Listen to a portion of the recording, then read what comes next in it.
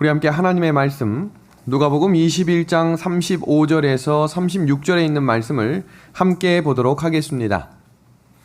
이 날은 온 지구상에 거하는 모든 사람에게 임하리라. 이러므로 너희는 장차 올 이 모든 일을 능히 피하고 인자 앞에 서도록 항상 기도하며 깨어 있으라 하시니라. 아멘. 누가복음 21장에 기록된 이 날은 예수님이 다시 오시는 재림의 날입니다. 근데 이 날을 준비하는 방법으로 성경에서는 우리에게 이렇게 강조합니다. 항상 뭐 하라고요? 항상 뭐 하라고요? 기도하라. 이번 주에 우리 기도하신 분들 아멘 합시다. 당연한 이야기 같지만 안 하는 사람이 더 많습니다. 우리에게 기도할 수 있게 방법과 하나님을 알게 하신 하나님을 찬양합시다. 세 번째입니다. 깨어 있어야 합니다. 눈만 뜨고 있다고 깨어 있는 게 아닙니다. 잠을 자지 않고 있다고 깨어 있는 게 아닙니다. 보이지 않는 것을 볼 수 있는 믿음의 눈을 떠야 합니다. 성경은 우리에게 이 두 가지를 강조하며 재림을 기다리는 성도들이 되어달라고 요청하는 것입니다. 우리 역대상 12장 32절의 말씀을 함께 보겠습니다. 이사갈 자손 중에서 시세를 알고 이스라엘이 마땅히 행할 것을 아는 우두머리가 200명이니. 여기에 나오는 시세를 좀 단어 하나하나씩을 좀 잘라봤습니다. 시라고 하는 단어는 히브리어 에트라고 하는 단어인데요. 이 에트라는 단어의 뜻은 시기와 정해진 때를 의미합니다. 그럼 세라고 하는 단어는 히브리어 비나라고 하는 단어인데요. 이해력과 통찰력을 말합니다. 하나님께서는 때에 따라 알 수 있게 하시고 깨닫게 하셔서 어떻게 행해야 할지를 성경을 통해 말씀하십니다. 그럼 이 구절의 의미가 무엇인가? 시기와 시대를 분별하여 그 시대를 어떻게 살아가야 할까? 유튜브 설교 중에 백신 이후에 어떤 세상이 올까라고 하는 이 성경 말씀이 수만 명이 넘게 클릭을 했더라고요. 왜 그렇게 많이 봤을까요? 궁금한 겁니다. 도대체 이 다음 세상은 어떻게 열릴까? 지금 우리가 성경을 통해 시기와 시대를 분별하고 그 시대를 어떻게 살아야 하는지를 우리가 오늘 함께 성경을 펴면서 살펴보도록 하겠습니다. 지난 한 주간 동안 가장 많은 이야기가 신문지면에 나왔던 한 장면은 악이 창궐하다라는 문제입니다. 근데 여기에 나아가서 또 어떤 탑 기사가 나왔냐면 어쩌면 이렇게 악이 창궐할까 합니다. 어쩌면 이렇게. 그러니까 지금 이 세상이 뭐가 가득하다는 거예요. 이거 인정하십니까? 야, 세상이 어떻게 이렇게 악할 수 있을까? 하나님이 만드신 법을 깨는 시대, 시편 119편 126절의 말씀입니다. 그들이 주의 법을 폐하여 싸우니 그들은 여호와께서 일하실 때니이다. 요한일서 3장 4절의 말씀입니다. 죄를 짓는 자마다 불법을 행하나니 죄는 불법입니다. 우리 지난주에 살폈던 말씀을 잠깐 복습해보면 하나님의 법을 깬 것이 있죠. 유전법칙, 음식 문제, GMO를 제가 설명드렸습니다. 두 번째 뭐였습니까? 성전체성입니다. 제가 잠시 후에 미국에서 어제 온 편지를 좀 읽어드릴 텐데 저도 보고 흠칫 놀랐어요. 왜냐하면 실제로 지금 미국에서 일어나고 있는 일이기 때문입니다. 세 번째는 가정제도를 파괴하는 것입니다. 세상은 악해졌고 교회는 깊은 어두움에 빠졌습니다. 그런데 우리에게 희망이 있는 이유는 지금 이때 하나님은 성령의 역사를 부어줄 사람들을 찾고 계신다는 것입니다. 세상이 악해지고 멸망해가는 이 시기에 하나님은 지금 하나님의 증인될 사람들을 찾으시고 그 이마에 하나님의 인을 새겨 주실 것입니다. 그럼 우리는 야, 세상이 악하다라고 하는 이 말과 함께 무엇을 깨달아야 되는 거예요? 아, 하나님의 때가 되었구나. 우리 그 글을 좀 읽어드리겠습니다. 목사님, 그러니까 지난주에 읽었던 이제 설교를 들으신 거예요. 오늘 설교 말씀을 듣고 한 가지 더 말씀드릴 게 있습니다. LA에서 오신 편지인데 한국처럼 큰 사우나, 이게 단어가 좀 다르다고 좀 오해하지 마시고 이제 미국식 발음으로 쓰신 겁니다. 사우나가 몇 군데 있는데요. 미국의 유명한 톡쇼 호스터가 그 사우나를 가본 후에 자기 톡쇼에서 한국식 사우나가 얼마나 좋은지 새로운 놀라운 경험이었다고 광고하는 바람에 그 이후에 미국 사람이 엄청 오는데 몇 주 전부터 남자가 나는 여성이라며 옷을 다 벗었는데 여탕에서 활보하고 다녀서 여성들이 혼비백산해서 카운터에 항의했더니 자기네도 어쩔 수가 없다고 거절하면 고발당하기 때문에 어떻게 할 수 없다고 한다네요. 그러니까 무슨 장면인지 아시겠죠? 남자인데 홀딱 벗고 여탕에 들어가서 자기 누구라는 거예요. 그런데 고발을 못 한다는 거예요. 이어지는 장면입니다. 어머니가 어린아이를 데리고 오는데 황당하고 어이가 없습니다. 다른 건 몰라도 목욕탕까지 동성애자들의 손이 뻗치고 있습니다. 아니면 동성애자라고 하는 법을 이용하는 사람이 있을 수도 있고요. 겉으로는 아무 표시가 없는데 성소수자라고 우기면 구별할 수가 없지요. 정말 우려되는 일입니다. 정말 주님 오시기 1분 전인 것 같습니다. 더욱 정신을 차리고 주님 안에 완전히 숨는 것밖에 없는 것 같습니다. 목사님 설교를 듣고 미국은 이 정도까지 왔다는 이야기를 나누고 싶었습니다. 늘 건강하시고 하나님의 능력이 함께 하시기를 기도합니다. 영감의 글을 소개합니다. 모든 죄악은 깨어있는 일과 은밀하게 기도하는 일을 등한히 함으로 시작된다. 그 다음에는 다른 종교적 의무를 등한히 하게 되고 이 순서를 좀 잘 봐주시기 바랍니다. 그 다음으로는 각종 죄악의 길이 열리게 된다. 모든 그리스도인은 세상의 유혹과 육욕적 본성의 요구와 사단의 직접적인 시험 등으로 공격을 받을 것이다. 안전한 사람은 아무도 없다. 우리의 과거의 경험이 어떠하든지 우리의 지위가 어떠하든지 상관없이 우리는 끊임없이 깨어 기도할 필요가 있다. 우리 이어지는 노란 글씨 한번 다 같이 읽어주시겠습니까? 시작. 우리는 매일 하나님의 성령으로 지배를 받아야 한다. 그렇지 않으면 우리는 사단의 지배를 받게 된다. 제가 지난 한 주 동안 또 세계에서 있었던 일들을 소개합니다. 제가 이렇게 자꾸 이야기하는 이유는 목사님 저희도 신문과 뉴스를 보고 있습니다. 근데 보지 못하는 장면들이 있으실 거라고 생각을 하고요. 이 장면들을 제가 소개하는 이유는 정말 잊지 못할 일들이 발생하고 있고 지금 제가 보여드리는 이 장면들을 통해서 확인하실 것은 이 일들이 몇 년 만에 일어나는 일인지를 확인해 보시면 마태복음 24장에 깨어라, 준비하라, 기도하라, 하나님의 때가 왔느니라 라고 하는 것이 피부로 느껴지게 될 것입니다. 한번 보겠습니다. 2021년 7월 23일 며칠 전 일이죠. 인도의 검은 곰팡이증이 급속 확산되면서 4,300명이 사망했습니다. 코로나 대유행과 함께 환자 수가 급증하며 2달간 4만 명이 넘게 감염됩니다.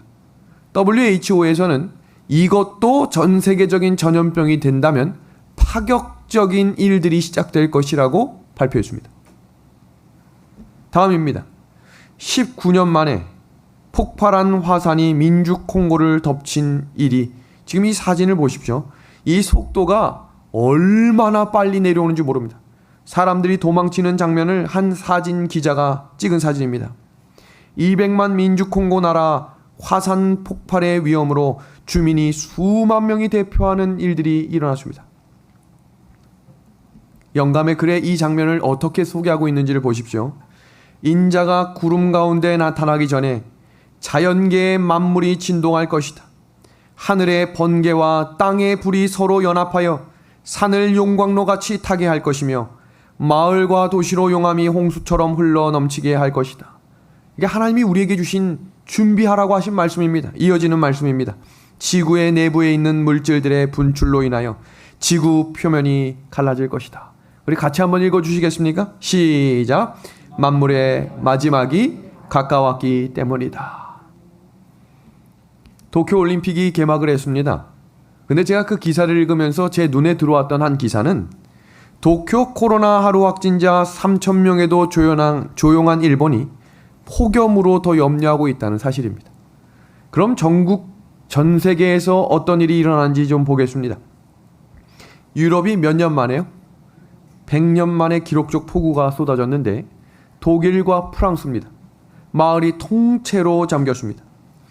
사망이 200명에 육박하고 1,300명이 실족됐는데 이제 여기서 우리가 주목해 볼 만한 단어가 뭐냐면 복구 비용이 천문학적이라는 거예요. 지금 전 세계가 경제가 점점 어려워지고 있는 것을 저희가 알고 있는데, 이런 일들로 나라와 나라가 어려워지면 어떤 일이 일어날지를 한번 예측해 보시길 바라요. 근데 이때 또 무슨 일이 일어났나 보십시오. 이탈리아 폭우에 프랑스는 폭설이 내렸습니다. 같은 옆 동네, 옆 나라가 하루가 다르게 이상한 일들이 벌어지고 있다는 것입니다. 그럼 우리나라 바로 옆에 나라 중국 상황을 좀 보겠습니다. 중국 정저우에는 몇 년 만에 폭우예요? 1000년 만입니다. 어제 있었던 일과 지난주에 있었던 일이 아니라 정말로 생각지 않았던 일들이 수백 년, 수천 년 만에 일어나고 있다면 지금 뭔가 지구가 잘못되고 있다는 것이 느껴지고 계십니까? 33명이 숨지고 이재민이 300명이 발생했습니다. 시진핑이 발표한 내용을 좀 읽어드리겠습니다. 중국 홍수 피해로 14조 원의 피해를 입었습니다.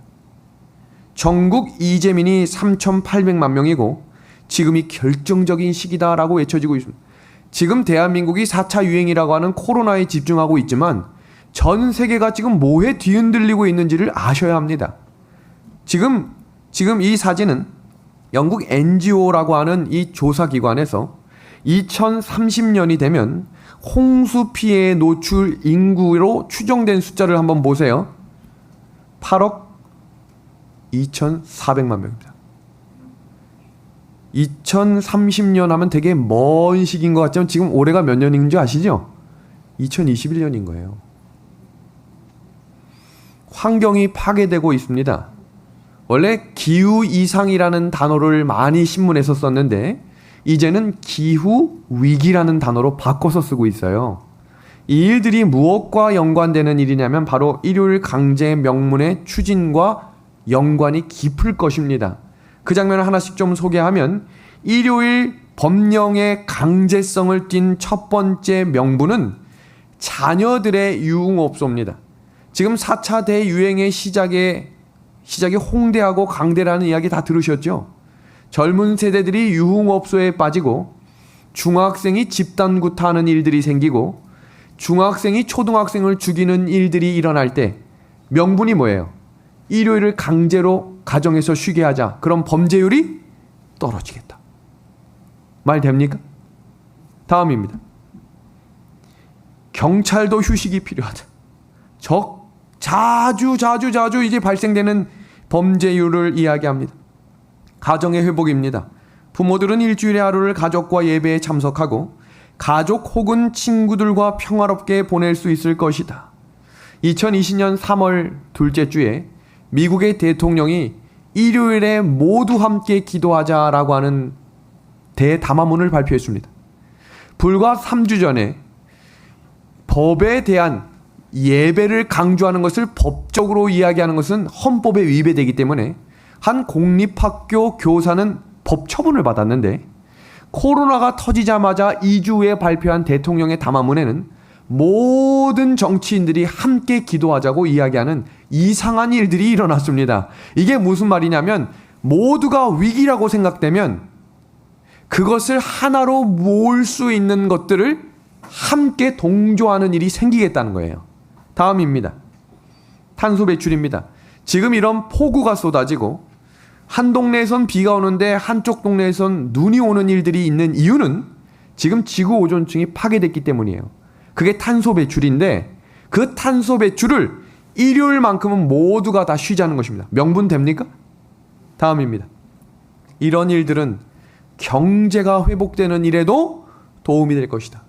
그럼 지금은 코로나와 일요일 법령이 어떻게 연관성이 있는지를 좀 소개하겠습니다. 코로나 이후에 국가나 정부가 국민들을 통제하고 감독하며 감시할 수 있는 저항할 수 없는 명분이 만들어졌죠. 저희가 지난주에 우리 FC 은하수가 함께 속초로 전지훈련을 가려고 했지만 못 가게 됐어요.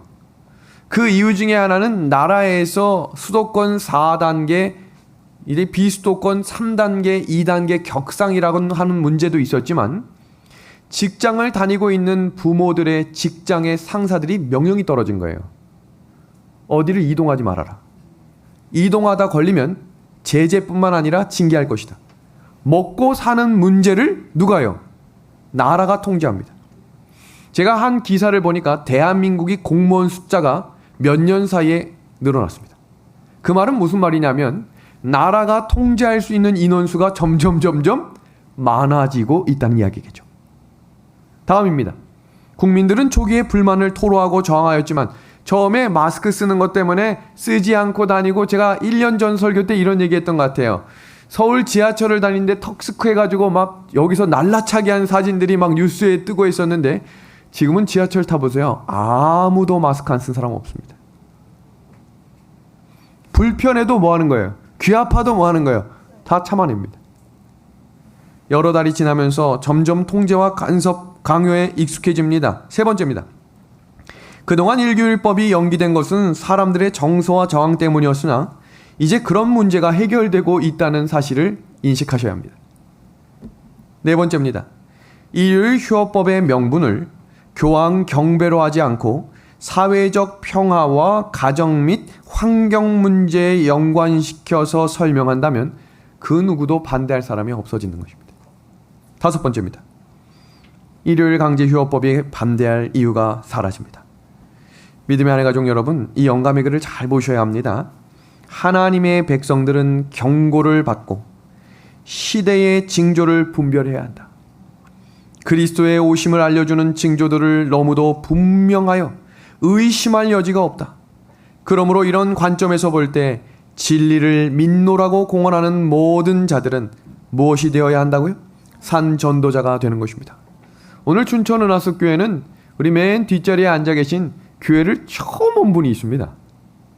제가 오늘 소개받기로 처음 오셨대요. 두 분이 처음 온 거예요. 그러니까 지금 이런 예배가 얼마나 어색할지 생각도 되고, 오늘 이 얘기가 도대체 무슨 얘기인가 싶기도 하겠지만 하나님께서 성령을 통해 이해할 수 있는 마음을 허락해 주시기를 기도합니다. 그리고 이 말씀이 끝날 때쯤 진리가 무엇일까? 진리를 찾고자 하는 간절한 마음이 새겨지셔서 하나님을 만날 수 있는 기회가 우리에게 허락되기를 간절히 소망합니다. 예배가 시작되기 전에 제가 춘천 은하숙교회 한번 구경하시죠 했더니 뭐라고 하시는 줄 아세요?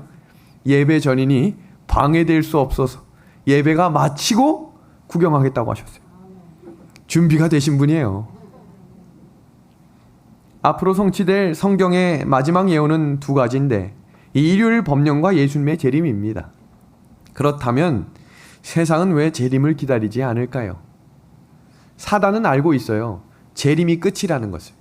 자기가 할 수 있는 마지막 데드라인이 재림이라는 것을 알고 있기 때문에 재림이라고 하는 이 시점이 다가오면 다가올수록 더 어떻게 할까요?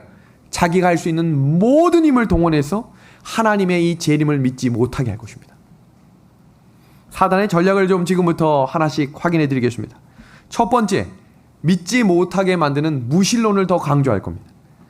지금 우리나라뿐만 아니라 전 세계에 하나님을 믿지 않는 무신론자들은 상상할 수 없는 숫자만큼 늘어나고 있습니다. 근데 이 무신론과 함께 사단의 전략은 그래 그럼 믿어라. 그러나 교회 안에 세상과 똑같은 마음을 가진 사람들이 더 많이 자리 잡게 하는 세속화로 세상을 흔듭니다. 또한 무신론뿐만 아니라 그렇다면 안 되겠다. 우상을 종류별로 만들자. 잡신을 만들어냅니다. 이것도 안 되면 교회 안에 오류와 이설을 만들기도 하고 때때로 균형진 신앙을 잃어버린 채 광신주의에 빠지기도 합니다. 지금 사단의 전략인 이 5가지를 살펴보시면 모두가 혼돈입니다. 카오스예요. 흔들리는 것입니다. 그러나 모든 흔들림 가운데에서도 성경 말씀의 진리를 가지고 전진하는 하나님의 자녀들이 있는데 성경은 그 자녀들을 남은 자라고 부르는 것입니다. 계시록 18장 2절의 말씀을 보겠습니다. 힘찬 음성으로 외쳐 이르되 무너졌도다 무너졌도다 큰 성 바벨론이여 귀신의 처소와 각종 더러운 영이 모이는 것과 각종 더럽고 가증한 새들이 모이는 곳이 되었도다. 이곳이 교회입니다. 교회가 어떤 곳이 됐대요? 귀신이 와서 쉬는 곳이 된 거예요. 귀신이 와서 더럽고 가증하다고 이야기하는 것들이 어디에 많이 모이기 시작했대요? 교회에 모이기 시작합니다. 그런 교회를 향해 하나님이 외치는 음성을 함께 읽어보겠습니다.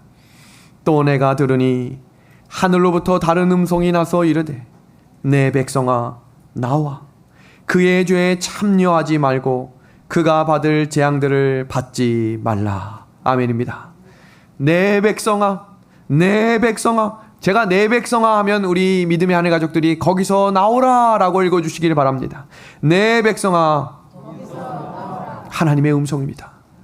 진리의 백성들이 갈급한 심령으로 하나님의 길을 따라 걷게 되기를 우리 예수님의 이름으로 소망합니다. 성경은 네 가지를 이야기하고 있다 그랬죠. 유전법칙, 성정체성, 가정제도를 파괴하고 있습니다. 그리고 마지막 네 번째는 안식일을 파괴할 것입니다. 하나님께서 세상을 말씀으로 창조하셨다는 사실을 믿으십니까? 이 사실을 믿으셔야 예배를 드릴 수 있어요. 하나님이 말씀으로 창조하셨다. 첫째 날 빛을 창조하셨지요.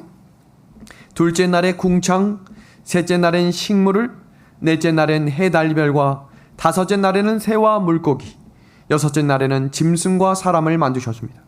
지금 양쪽에 이 세 가지와 세 가지를 구분한 것을 보시면 빛과 궁창과 식물을 통해 이 땅을 조성하셨습니다. 그리고 이 옆에 있는 이 세 가지를 통해서는 하나님이 그곳을 채우셨습니다. 그리고 이 모든 것이 완성된 이후에 성경을 통해 하나님은 안식일을 제정하셨습니다. 성경 말씀 창세기 2장 1절과 3절에 있는 말씀입니다. 천지와 만물이 다 이루어지니라.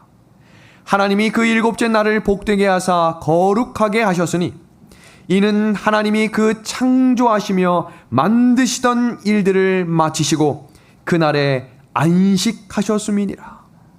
여기 한번 볼까요? 하나님이 일곱째 날을 거룩하게 하시면서 쉬셨다라고 이야기하며 그날을 복을 주시고 그날을 어떻게 하셨다고 이야기하셨습니까? 거룩하셨다 그랬어요. 하나님이 세상을 창조하시면서 세 가지 원칙을 세우셨어요. 그 첫 번째 원칙이 우리가 방금 읽었던 하나님의 날 안식일을 제정하신 것입니다. 두 번째 원칙은 선악을 알게 하는 나무의 열매를 뭐 하지 말라고 말씀하셨어요? 먹지 말아라 라고 하셨고, 세 번째는 창세기 3장 22절에 생명나무의 열매는 너희가 먹어라 라고 명령하셨습니다. 에덴 동산을 만드신 이후에 세 가지 원칙입니다. 첫 번째 뭐였습니까? 안식일을 예배하는 것. 두 번째 뭐였습니까? 생명과를 먹는 것. 세 번째는 뭡니까? 선악과를 먹지 말아라 라고 하는 것입니다. 이것은 하나님이 주인 되심을 잊지 말라는 것이며 우리가 온전한 쉼의 안식을 경험해야 참된 회복이 일어나는 것을 아시기 때문입니다. 지금 보시는 이 그림을 보시면 전후 사진이 전혀 다른 형편과 상황입니다. 자, 여기 보겠습니다. 환경과 사람은 그대로인데 하나님의 법을 어겼을 때 일어나는 변화입니다. 하나님이 세 가지 원칙을 주셨다 그랬죠? 안식일을 지키고 생명과를 먹고 선악과를 먹지 말아라. 근데 아담과 하와가 죄를 지었습니다. 그러자 하나님이 세우셨던 원칙 두 가지가 사라졌습니다. 생명과와 선악과는 사라졌습니다. 근데 하나님이 원래 세우셨던 원칙이었던 한 가지는 남아있었는데 그 원칙이 무엇은 남아있는 거예요? 안식일은 남아있는 것입니다. 그리고 하나님께서 이 안식일이 온전한 하나님의 날임을 가르쳐 주시기 위해 우리에게 성경을 주셨고, 성경이 육신이 되어 말씀이 육신이 되어 이 땅에 오신 예수님이 그 사실을 몸소 보여주셨다는 사실입니다. 선악과가 에덴 동산 중앙에 위치해 있었던 것과 똑같이 안식일 계명은 10계명의 중앙에 있다. 맨 마지막 문장입니다. 넷째 계명은 하나님께서 그의 모든 백성의 충성을 증명하도록 하시려고 주신 시금석이다. 오늘날 개신교에서 믿고 있는 이 일요일이라고 하는 날을 주일이라고 부릅니다. 일요일, 주일. 그 주일이라는 단어가 어디서 나온 단어냐면 계시록 1장 10절에 주의 날, 이 날을 주일이다 라고 이야기하며 성경에서 자 봐라 주의 날을 지키라고 했다 라고 이야기하지만 성경 어디에도 일요일을 지키라는 구절은 단 한 구절도 나오지 않는 사실입니다. 그럼 여기서 이야기하는 주의 날은 무슨 날인가? 처음 계시가 이르러 온 날이며 주님이 주인 되시는 날로 표현한 것입니다. 요한이 이 요한계시록을 기록할 당시에 황제의 날이 있었습니다.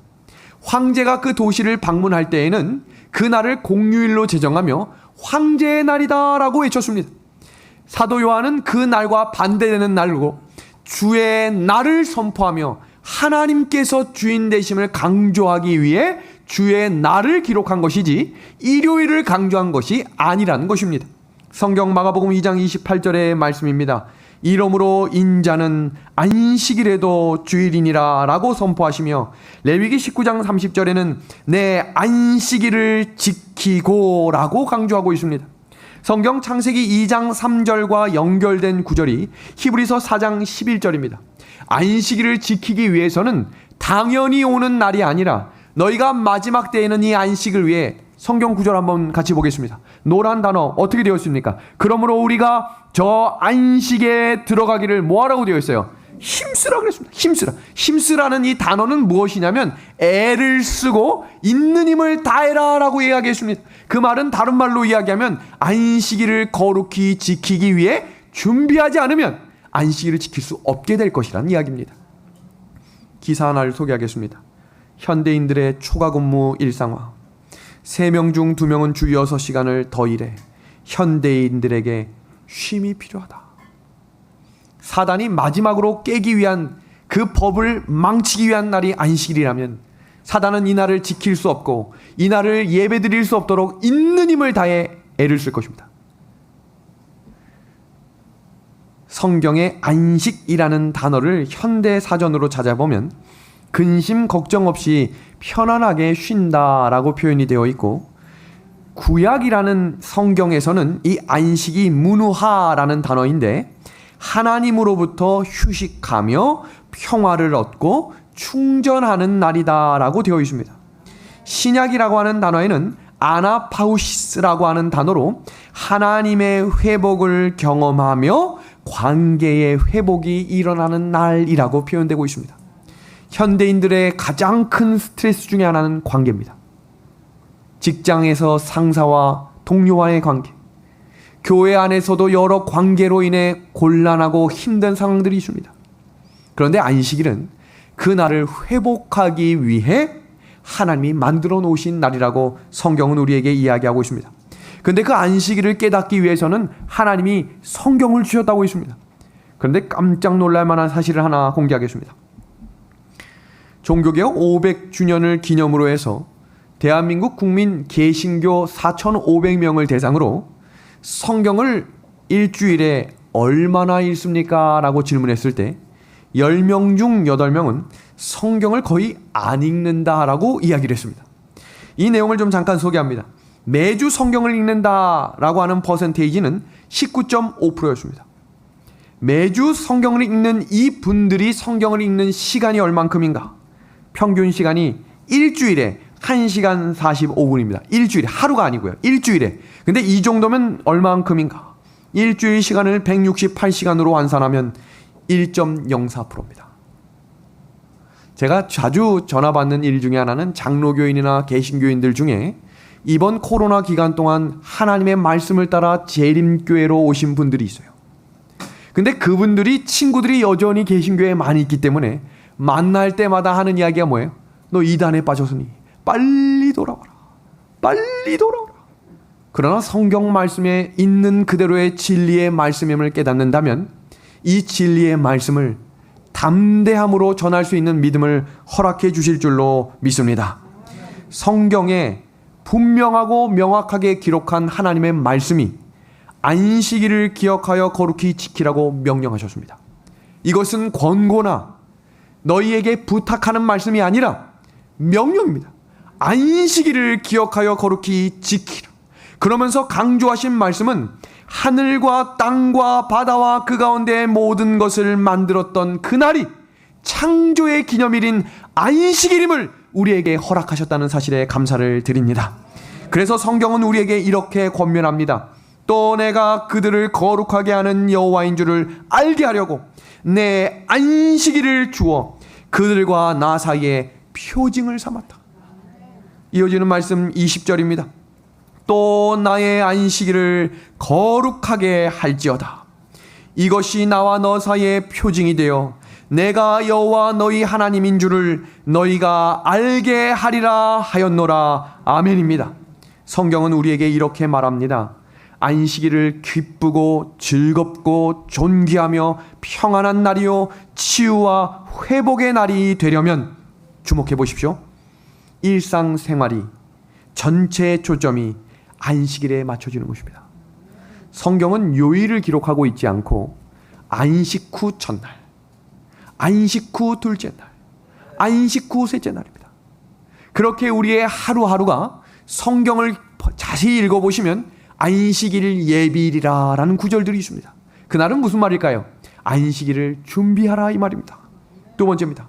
예비일을 기억하여 철저하게 준비해야 안식일에는 구원의 경험과 회복의 경험이 일어나게 될 것입니다. 그럼 우리가 기억할 만한 사실이 있겠죠. 그것은 무엇일까요? 성경에서 이 날을 없애고자 할 것입니다. 사탄 마귀의 마지막 계명을 파괴하는 일, 그 날을 이렇게 표현하고 있습니다. 또 다른 천사 곧 셋째가 그 뒤를 따라 큰 음성으로 이르되 만일 누구든지 짐승과 그의 우상에게 경배하고 이마에나 손에 표를 받으면 그도 하나님의 진노의 포도주를 마시리니 그 진노의 잔에 섞은 것이 없이 부은 포도주라. 짐승과 그의 우상에게 경배하고 그의 이름의 표를 받는 자는 누구든지 밤낮 쉼을 얻지 못하리라. 성경에서 이야기하고 있는 이 날이 어떤 날인가? 성경과 대치되는 날이겠죠. 하나님의 날이라고 하는 날과 반대되는 날로 짐승의 표라고 이름을 붙여놓았습니다. 하나님의 날은 쉬라라고 했습니다. 쉬라, 회복되는 날이다, 하나님을 거룩히 지키는 날이다 라고 이야기하고 있지만, 세상의 표를 받는 자는 마지막 문장입니다. 누구든지 밤낮 쉼을 얻지 못하겠다라고 이야기하고 있습니다. 성경에서는 마태복음 24장을 통해 우리에게 이렇게 이야기합니다. 그 장면들을 좀 보겠습니다. 마태복음 24장은 마지막 때의 재림의 징조들을 여러 가지를 열거하고 있는데, 그 열거되는 장면과 함께 나오는 이야기가 예루살렘의 멸망의 장면입니다. 그리고 그 장면 이후에 나오는 이야기는 짐승의 표 환란, 제가 잠시 전에 설명드렸던 일요일 법령에 대한 이야기를 핵심적으로 이야기하고 있습니다. 자, 그 장면을 좀 소개하기 위해서 성경 말씀을 좀 보겠습니다. 예수님께서 제자들에게 다음과 같이 말씀하셨습니다.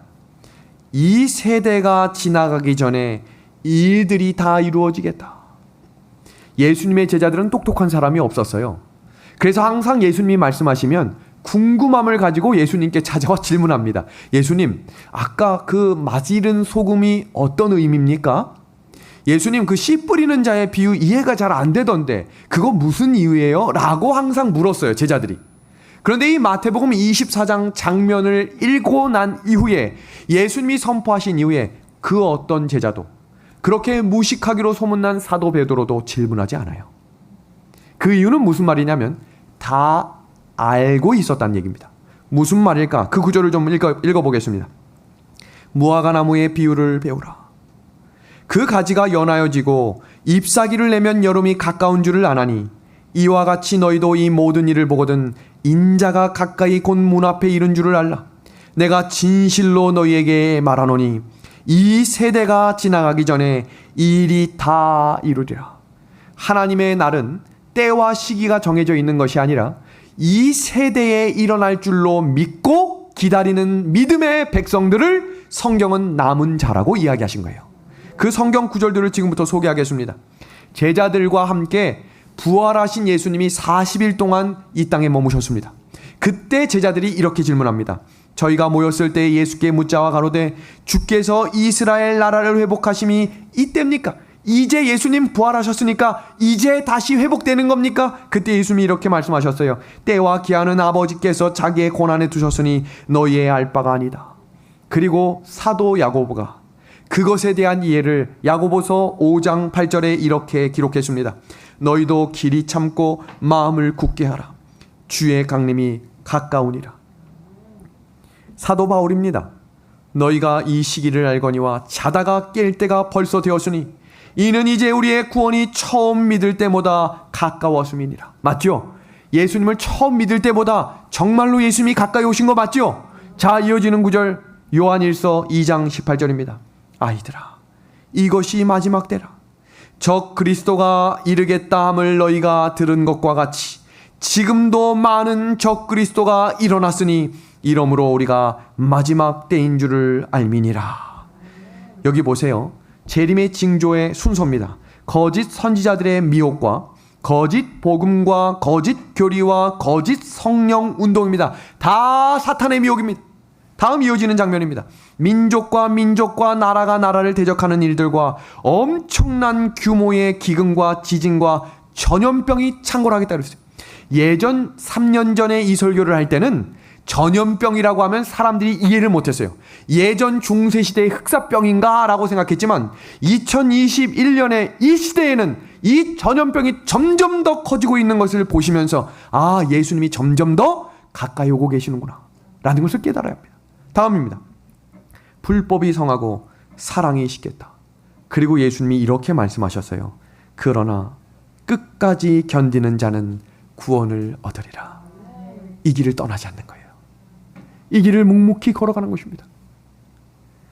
이어지는 말씀입니다. 이 말씀 한번 같이 읽어볼까요? 이 천국복음이 시작. 이 천국복음이 모든 민족에게 증거되기 위하여 온 세상에 전파되리니 그제야 끝이 오리라. 근데 여기서 우리가 주목할 만한 사실은 끝까지 견디는 자는 구원을 얻겠다라고 하는 그 전에 5번에 나온 이 문장이 뭔지를 주의 깊게 보시길 바랍니다. 불법이 성하고. 그 불법과 연관된 단어가 뭐로 나옵니까? 사랑이 식겠다. 마태복음 24장 이 12절은 계시록 14장 11절과 연결이 되어 있는데요. 그 구절을 좀 소개하겠습니다. 그 고난의 연기가 세세토록 올라가리로다. 짐승과 그의 우상에게 경배하고 그의 이름의 표를 받는 자는 누구든지 밤낮 쉼을 얻지 못하리라 하더라. 성도들의 인내가 여기 있나니. 자, 보겠습니다. 사탄이 지금 누구를 공격하고 있는지를 보셔야 되는데, 자, 보세요. 하나님의 계명입니다. 이 말은 불법이 커질수록 하나님의 계명을 지키는 자들이 일어나겠다는 것입니다. 무슨 말인지 아시겠어요? 불법이 성행하고 사랑이 식어질 때 그 반대편의 빛은 하나님의 계명을 들고 일어나겠다는 것입니다. 그 장면을 좀 도표로 보여드리겠습니다. 마태복음 24장에 나온 이 마지막 징조, 이 불법과 연관된 계시록 14장에 짐승의 표라고 하는 것이 무엇을 공격하나 보세요. 불법입니다. 하나님의 법을 깨트리는 것입니다. 그 하나님의 법인 하나님의 날과 하나님의 일을 바꿔버립니다. 그리고 그 날을 뭐하도록 만들어요? 경배하도록 강요하고 집중할 것입니다. 그렇다면 짐승의 표가 무엇이고 짐승의 표를 받는다는 게 무엇인지를 하나씩 좀 소개해 드리겠습니다. 성경 계시록 13장 16절에는 모든 자, 곧 작은 자나 큰 자나 빈궁한 자나 자유한 자나 종들로 그 오른손이나 이마에 표를 받게 하겠다라고 이야기하고 있습니다. 여기서 주목할 만한 사실은 모두입니다. 지구상에 거하는 모두가 이 표를 받게 강요한다는 것입니다. 그럼 이 짐승의 표인 교환권을 상징하는 표시가 뭔가? 예전엔 바코드, 베리칩, 그 다음에 뭐 코로나 백신이라고 하는, 제가 최근에 받은 이 여러 가지 영상물들을 보니까 이 백신하고 짐승의 표를 연관 짓는 분들이 많지만 제가 개인적으로 생각할 때는 그것은 그렇게 큰 연관이 아직은 없다고 판단이 됩니다. 백신은 건강상에 맞는 것이지 이것을 너무 목적성을 가지고 이해하시는 것은 지금 너무 앞장서서 나갈 수 있다고 생각이 됩니다. 짐승의 표라고 하는 이것은 교환권, 저희가 읽었던, 제가 잠시 전에 소개했던 중국의 14조 원의 피해액과 이 유럽의 지금 이 폭우로 100년 만에 온 폭우로 이 다시 회생할 수 있는 것이 기상천외한 금액이 든다라고 하는 내용들을 주목하셔야 돼요. 경제가 무너지는 일들이 눈에 펼쳐질 때 짐승의 표와 함께 연관된 일들이 어떻게 일어나는가를 좀 소개합니다. 교황권은 무엇을 최고의 권위로 생각하는가? 제가 다음 주에는 세대주의에 대해서 자세하게 좀 소개하려고 하는데요.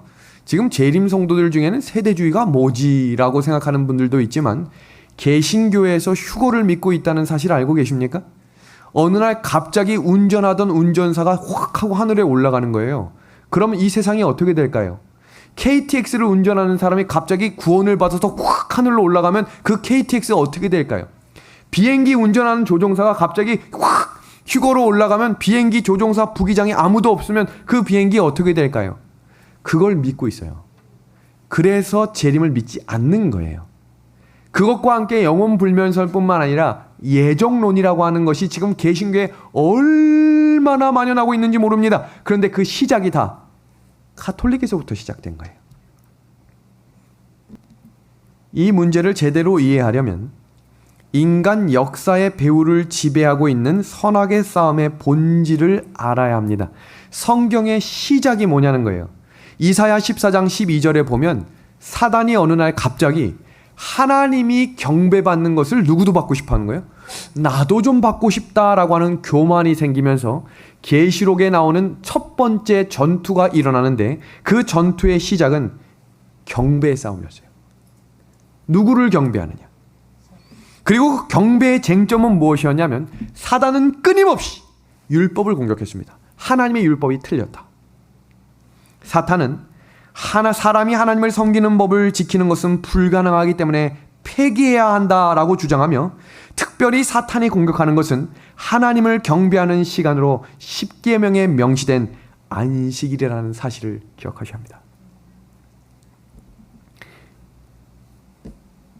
사탄은 교황권을 통해 안식일을 폐하고 그것을 일요일로 대체하고 교황권은 하나님의 십계명을 변경시킨 것으로 최고의 권위로 상징합니다. 교황은 때를 변개하고 법을 폐기하고 모든 것을 심지어는 그리스도의 교훈까지도 삭제할 권세가 있다. 2013년에 BBC 방송에서 각 종교단체의 패널들을 모시고 종교 지도자들을 모시고 재림에 대해 이야기하는 영상이 있어요. 제가 다음 주에 그것을 좀 번역을 누구한테 요청을 해놨거든요. 그걸 좀 보여드리려고 하는데 제가 깜짝 놀란 게 있습니다. 거기에 제7일 안식일 예수 재림교회를 대표하는 한 목사님도 참석을 하셨는데 사회자가 의도적으로 이렇게 질문합니다. 재림교회 목사님, 예수님이 재림하실 때 어떻게 오십니까? 라고 질문하시자 그 목사님이 이렇게 얘기합니다. 하늘이 열리고 하나님께서 천천만만의 천사들과 함께 이 땅에 내려오실 것입니다. 그때 죽어있는 의인들이 일어날 것이며 하나님께서 오시는 그 찬양의 소리를 함께 하늘로 올라가게 될 것입니다. 그 얘기가 끝나자마자 거기에 있던 사람들이 다 웃습니다. 근데 그 웃음이 기뻐서 웃는 웃음이 아니라 조롱 섞인 비웃음입니다. 얼마나 깔깔대고 웃는지 사회자가 그만하시죠 이렇게 얘기를 합니다. 그런데 그 바로 옆에 누가 앉아 있었냐면 가톨릭 교회 대표가 앉아 있었어요. 그러면서 아직까지 그런 사실을 믿는 자들은 근본주의자입니다 라고 지명합니다. 그러자 옆에 있었던 많은 사람들이 옳소라고 이야기합니다. 그리고 이어지는 말씀이 충격적입니다. 충격적. 아직까지 성경을 그대로 해석하는 사람이 어디 있습니까? 시대에 따라 성경 말씀이 변함으로 오늘날 하나님이 주시는 사랑에 초점을 맞춰야지 언제까지 변하지 않는다고 그 성경을 붙들고 있을 겁니까? 라고 하자 사람들이 아멘을 했어요. 그럼 그 패널과 그 토론이 어떻게 끝났겠습니까? 세상이 이렇습니다. 왜 아직까지 재림을 믿느냐고 조롱할 것입니다. 그것이 사도 베드로가 노아의 때와 같이 하나님의 날을 기다리는 자를 조롱하겠다고 이야기해 줍니다. 여러분은 어떻게 하시겠습니까? 마지막 때의 싸움인 하나님의 날을 두고 힘차게 외쳐야 할 그때 마스크를 쓰고 조용히 앉아 계시겠습니까? 아니면 일어나 하나님의 진리의 등불을 가지고 전진하며 하나님의 다시 오심을 외치는 주의 남은 백성들이 되시겠습니까? 하나님의 계명과 천주교의 십계명을 명확히 구분짓는 하나님의 날인 안식일을 지키라와 주일을 지키라고 이야기하며 제가 한 가지 놀랐던 사실은 그 영상을 보면서 그 카톨릭에 관련된 대표자가 너무나 당당하게 우리가 성경을 바꿨다라고 이야기했어요. 그게 뭐 그렇게 중요하냐? 변경될 만하니까 바꾼 거다. 그리고 그것이 오늘 하나님의 법이다 라고 이야기하는 겁니다. 그러나 그 하나님의 법이 절대로 변경되지 않는다는 사실을 우리는 믿고 전진합니다. 에스겔 20장 12절에 안식일은 그들과 나 사이의 표징이며 인자는 안식일의 주인이라 라고 이야기한 이 하나님의 말씀을 회신자를 위한 가톨릭교회 문답서에는 이렇게 바꿨습니다. 어느 날이 안식일인가? 토요일이 안식일이다. 명확하게 이야기했죠. 다음 문장입니다. 우리는 왜 토요일 대신 일요일을 지키는가? 가톨릭교회가 라오디게아 종교회의에서 그 존엄성을 토요일에서 일요일로 옮겼기 때문이다. 신부 서한집 그 장면을 잠시 소개하겠습니다. 성경은 안식일을 기억하여 거룩히 지키라고 말한다. 그러나 천주교회는 말한다. 아니다. 나는 나의 신성한 권위로서 안식일을 폐하며 주일의 첫날을 거룩하게 지킬 것을 명한다. 보라, 전 문명 세계가 거룩한 천주교회의 명령을 공손히 굴복하여 복종한다. 성경 다니엘 7장 21절과 25절에는 작은 뿔이 나오며 이렇게 기록합니다. 내가 본즉 이 뿔이 성도들과 더불어 싸워 이기었더니, 그 뿔이 하는 일이 뭐라고 되어 있는지 노란 박스 보세요. 때와 법을 변개코자 할 것이다 라고 이야기하고 있습니다. 근데 하나님의 10계명 중에 때와 시간이 명시된 법은 하나밖에 없습니다. 안식일을 기억하여 거룩히 지키라. 그 법을 바꿔버린 것입니다. 일요일 운동은 오늘날 암암리의 그 길을 마련하고 있다. 지도자들은 문제의 진상을 숨기고 있으며 그 운동에 연합하는 많은 사람들은 저류가 어디로 향해 흐르고 있는지 스스로 깨닫지 못한다. 그 공헌은 부드럽고 그리스도인답게 보이지만 그것을 말할 때는 무슨 정신으로 나타나겠다고요? 용의 정신으로 나타날 것입니다. 그럼 그 짐승의 표를 오른손이나 이마의 표를 받으라 라는 의미가 무엇인지 지금부터 좀 소개하겠습니다.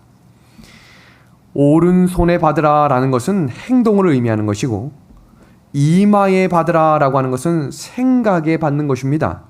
이 오른손에 받는다는 것은 일요일 강제 휴업령을 마음으로 인정하지 않지만 강요에 의해 그 법을 따르는 사람들도 짐승의 표를 받는 것입니다. 그럼 이 이마에 받는 사람들은 무슨 말인가? 일요일 강제 휴업법을 정신적으로 동의하고 교황권에 충성하며 경배하는 사람들입니다. 영감의 글에 짐승의 표를 받는다는 것이 무엇인지를 이렇게 소개합니다. 아직 아무도 짐승의 표를 받은 자는 없다. 모든 교회가 참된 그리스도인이 있는데 로마 가톨릭 교회도 예외가 될 수는 없다. 저들이 빛을 받아들이고 넷째 계명에 대한 의무를 깨닫기까지는 아무도 정죄를 받지 않는다. 그러나 거짓 안식일을 강요하는 법령이 반포되고 거짓 것과 참 것을 분명히 구별하는 선이 그어질 것이다.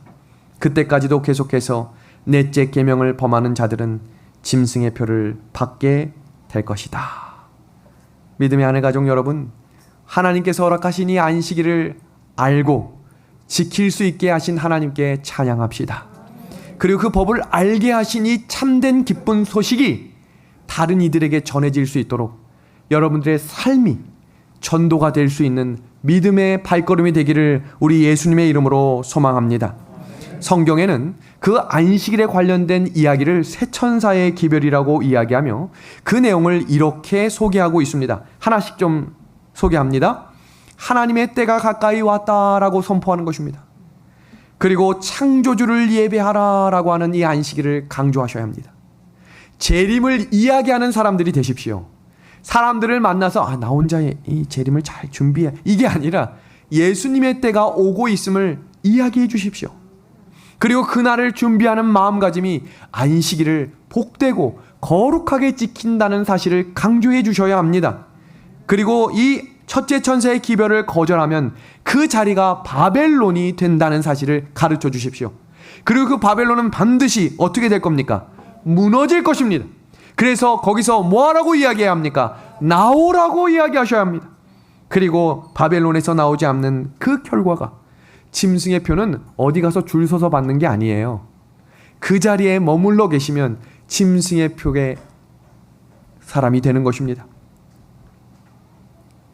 계시록 14장 12절의 말씀입니다.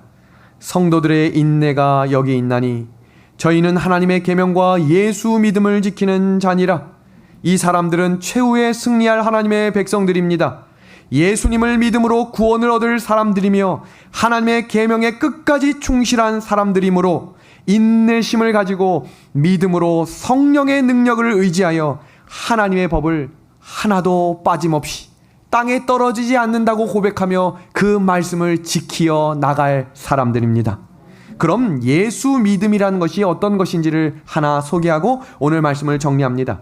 첫 번째, 예수 믿음이란 무엇입니까? 같이 한번 읽어볼까요? 시작! 예수님을 믿는 믿음입니다. 두 번째는 무엇인가? 한번 읽어볼까요? 예수님이 가지셨던 믿음입니다. 이것이 예수 믿음입니다.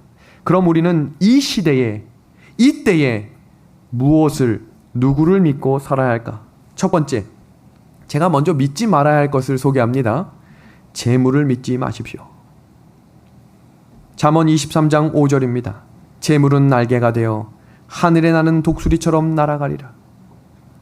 휴지 조각으로 다 사라지고 없어질 것에 너무 온 마음과 열정을 두지 마십시오. 두 번째입니다. 명예나 인기를 믿지 말아야 합니다. 잠언 25장 27절입니다. 자기의 영예를 구하는 것이 헛되니라. 세 번째입니다.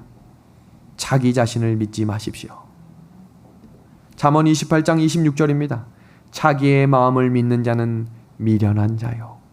어제 저녁 설교 아직 듣지 못하신 분들은 집에 가서 꼭 들으십시오. 리브가가 아들에게 누구 믿고 따라오라 그래요? 나를 믿고 따라오라 그랬어요. 잘못된 것입니다. 마지막 네 번째입니다. 다른 사람을 믿지 마십시오. 사람을 믿고 나가지 마십시오. 성경 시편 146편 3절과 4절입니다. 방백들을 의지하지 말며 도울 힘이 없는 인생도 의지하지 말지니 그 호흡이 끊어지면 흙으로 돌아가서 당일에 그 도모가 소멸되리라. 아멘. 신앙은 결단이 중요합니다. 결단을 내리고 연습을 시작하십시오. 하나님의 날, 이 복된 날을 거룩히 지킬 수 있는 훈련을 시작하셔야 합니다. 금요일 저녁부터 해지는 시간까지가 온전한 안식일임을 기억하십시오. 연습이 반복되면 습관이 될 것입니다. 그리고 습관이 쌓일 때 품성이 되어 하늘 갈 백성답게 이 땅을 걸어가게 될 것입니다. 이 과정에서 성령의 역사가 필수임을 하나님께 간절한 마음으로 기도합니다. 오늘 성경 말씀을 읽고 오늘 말씀을 마치겠습니다. 많은 사람이 연단을 받아 스스로 정결케 하며 희게 할 것이나 악한 사람은 악을 행하리니 악한 자는 아무도 깨닫지 못하되. 우리 이 구절 다 같이 읽겠습니다. 시작. 오직 지혜 있는 자는 깨달으리라. 아멘. 세상을 사람의 지혜로 살지 마시고 하나님이 주시는 지혜로 살아감으로 지혜 있는 자 되셔서 하나님의 남은 백성들이 되기를 소망하며 오늘 안식일 말씀을 마치도록 하겠습니다.